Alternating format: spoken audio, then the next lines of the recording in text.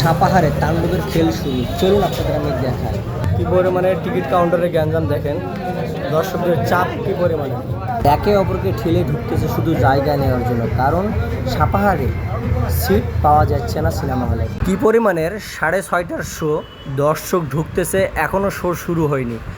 আপনারা দেখতেছেন যে প্রতিটা সিট বুক, এমনকি হাউসফুল যাচ্ছে। তো আসলে সাপাহারে তাণ্ডব সিনেমা সেই পরিমাণ লেভেলের চলছে। তাণ্ডব সাপাহার নসিব সিনেমা হলে। আসলে কি আপনারা জানেন যে আসলে গল্প নির্ভর সিনেমা, যদি সিনেমাতে যদি বিজিএম ভালো থাকে, যদি ভিএফএক্সের কাজ ভালো থাকে, যদি সিনেমাতে ভালো মানের অ্যাকশন দৃশ্য থাকে, যদি ভালো মানের ডায়লগ ডেলিভারি থাকে, তাহলে কেন সিনেমা হলে মানুষ আসবে না?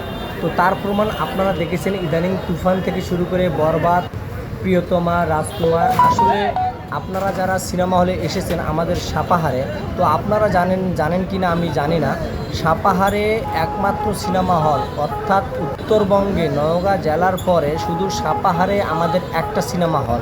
এই সিনেমা হলটাকে কেন্দ্র করে এতটা পরিমাণের দর্শক আসতেছে, নজরুপুর থেকে শুরু করে বোতলগাছ থেকে শুরু করে নিয়ামতপুর, পোরশা, আড্ডা, নহট্টা থেকে মানুষ আসতেছে শুধু এই সিনেমা হলে সিনেমা দেখার জন্য। কারণ উত্তরবঙ্গে কোনো সিনেমা নাই, একমাত্র আমাদের নওগাঁ সদরে ছাড়া আশেপাশে উত্তরবঙ্গে কোনো প্রকারের সিনেমা হল নাই। তো আসলে গল্প নির্ভর যদি সিনেমা হয়, সিনেমাতে যদি সব প্রকারের ভালো কিছু থাকে, তাহলে দর্শক আজও সিনেমা হলে সিনেমা দেখবে। তার প্রমাণ আপনারা দেখতেছেন আমাদের এই সাপাহার নসিব সিনেমা হল।